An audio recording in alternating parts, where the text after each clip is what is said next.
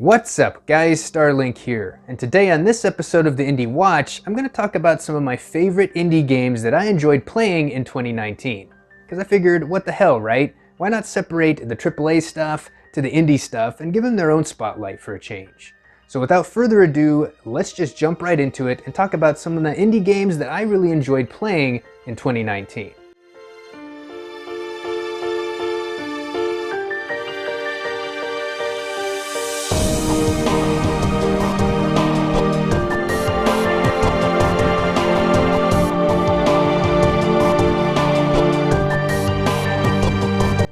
I love me some good Metroidvanias, so of course this game was bound to show up on my list at some point within this video, so I figured, why not kick things off with it, right?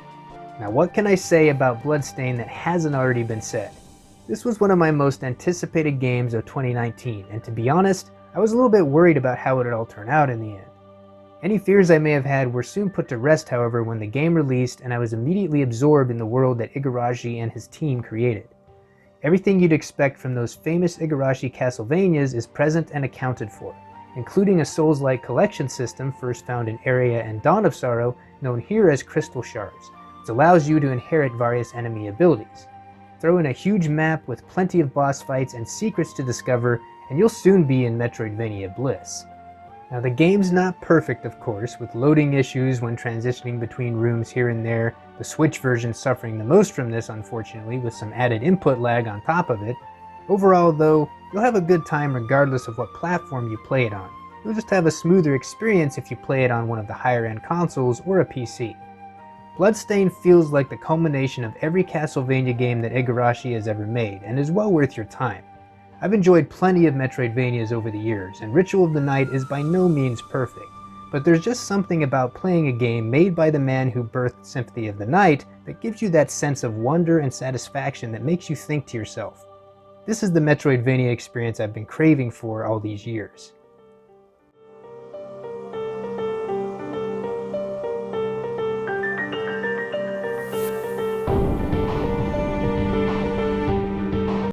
Now here's a game that took me by surprise. Ion Fury plays a lot like those first-person shooters of old and clearly takes heavy inspiration from the likes of Doom, Duke Nukem 3D, and Blood in particular. This game is just pure run-and-gun chaos in motion from start to finish, and I mean that in a good way. I'm happy to see the return of old-school shooters like this, and I only hope that the trend continues, as Ion Fury was a blast to play through. If you're a fan of the classic first-person shooter games, then I highly suggest you pick this title up. Ion Fury is also coming to consoles at some point in the near future, so be on the lookout for it there and snap it up when you can for some mindless fun.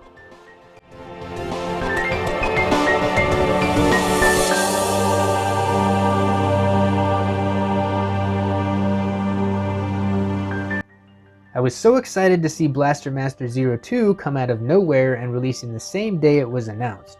It's one of those games that I bought day and date just like the first entry and have no regrets in doing so whatsoever. And considering its $10 price tag, that's not too surprising really. That's impulse buy territory for me. Blaster Master Zero 2 is a lot like the first game, only better, with multiple areas to discover and explore, as well as new abilities and upgrades to unearth for both Sophia and Jason. Where Blaster Master Zero felt more like a reimagined take on the NES original, Zero 2 spreads its wings a bit further, charting new territory. Your tank Sophia actually gains the ability to blast off into space and explore their planets here, which is a pretty neat idea and opens up some new gameplay elements. Playing this game reminded me of how much I would love to see a return of Guardian Legend, another classic game from the same NES era as Blaster Master. Whether it be a sequel or a reimagining take like the Blaster Master Zero games, it would be a dream come true for me personally. It's a very slim chance of ever happening, sure, but I figure if Blaster Master can make a comeback, then so can Guardian Legend. Hey, a guy can dream, right?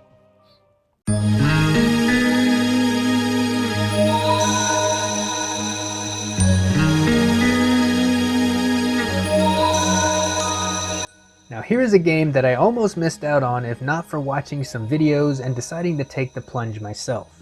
I'm glad I did too, as Sydney Hunter and the Curse of the Mayan is a fun little experience that not only borrows elements from games like Castlevania and Metroid, but some Mega Man influence in there as well. And I don't know about you guys, but that's a recipe for success in my book.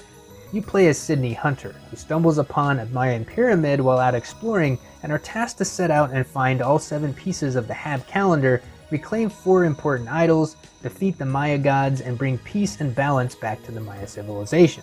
In doing so is the only way you can escape the pyramid and save the world. The platforming here is spot on, and I love how the game constantly pokes fun at itself with its somewhat humorous story. It's a breath of fresh air compared to some games that are set with a more serious tone. This is a fun little 8-bit throwback that should not be passed over if you have any love for classic games such as Mega Man, Castlevania, and Metroid, with even a bit of DuckTales thrown in for good measure. I mean, you do collect jewels after all. You'll have a good time with this one for sure.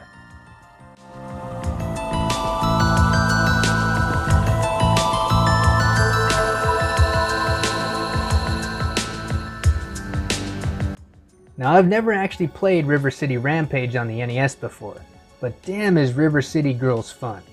I don't think I've had this much fun with a beat-em-up title in a while. Now granted, you don't see them much nowadays, and I haven't played many of them myself personally. I think the last one I played was Double Dragon Neon now that I think about it. I still need to get around to playing Scott Pilgrim one day as well. It's on my to-do list, I swear. But anyways, back on topic, River City Girls is just pure beat-em-up joy. Attack animations look superb and the voice acting is great, along with the comic book style cutscenes that accompany them. I love just running around beating the snot out of people and leveling up my character, learning new moves at the dojo to experiment with, doing side missions, the works. This is one of those games that I just had to pick up the limited run copy of, and I don't regret doing it one bit. Having a physical copy with an actual manual included always brings a tear of joy to my eye, and this one is great. If you love your beat-em-ups, then I'm sure you already have this game. If not, then what are you waiting for? Pick this game up stat and you'll have a great time for sure, especially if you have a buddy to play along with you.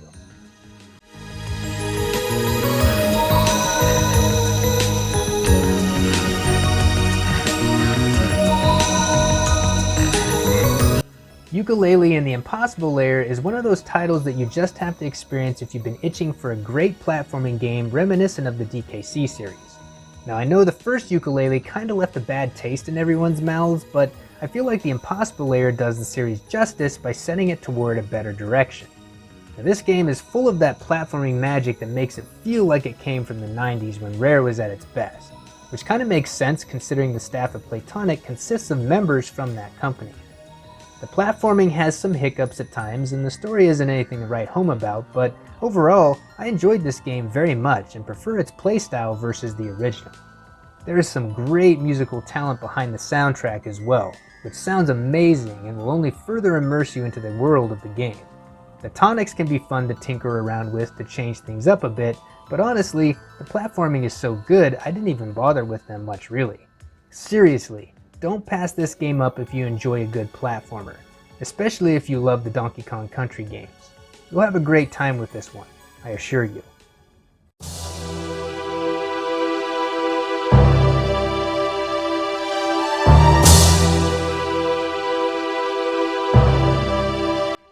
Alright, I'll admit, I was late to the party when it came to playing this one, but I picked it up over the holidays on a sale and I decided to give it a whirl. I heard all the praise it got from news outlets and YouTube videos saying things like, this game feels like a AAA experience rather than an indie game. And you know what? They were right. The Plague's Tale Innocence is a captivating journey about the growing bond between a girl named Alicia and her little brother Hugo who struggle to survive a recent flood of rats. The story will keep you engrossed from start to finish and won't let go. The gameplay has a nice blend between puzzle and stealth. Combat involves planning as you only have a sling and some potions to defend yourself with. Sometimes it's best to simply sneak by an enemy rather than attack them. You literally can't get caught or you're dead. No life meter here, folks. You think that hauling your little brother around with you all the time would be a hindrance to the gameplay, but it's not really. I don't remember having any major problems with the AI functioning here. When Hugo is holding your hand, he sticks to you like glue and almost feels like an extension of your character, which is important thanks to the swarms of rats you come across. And that brings me to this game's defining feature, the rats. The amount that appear on screen at once is just insane. Ever wanted to see what a river of rats look like? A rat tornado perhaps? This game's got you covered. You can even use them to your advantage sometimes to attack or distract enemies. Some interesting gameplay mechanics here for sure. I've never really been afraid of rats before, but this game makes them downright terrifying to encounter and will make your skin crawl just thinking about it. Plague Tale Innocence is probably my favorite hidden surprise of a game that I played in 2019. It's a fantastic experience that should not be missed. So there you have it, folks. This is my complete list of games that I enjoyed playing from 2019. Now I realize I'm a little bit late to the party when it comes to talking about games from 2019, but this isn't a top 10 list of any kind. It's basically just me shooting the breeze with you guys, sharing games that I love playing from last year. And regardless, it's never too late to talk about some good games, right? And anyways, if there's any games that you enjoyed playing last year, make sure to leave some comments down below. I'd love to hear it. But anyways, guys, as always, if you enjoyed the video, make sure to drop a like, or drop a dislike if you didn't. And as always, I want to thank you guys for watching, and I'll see you all in the next one. Reach for the stars.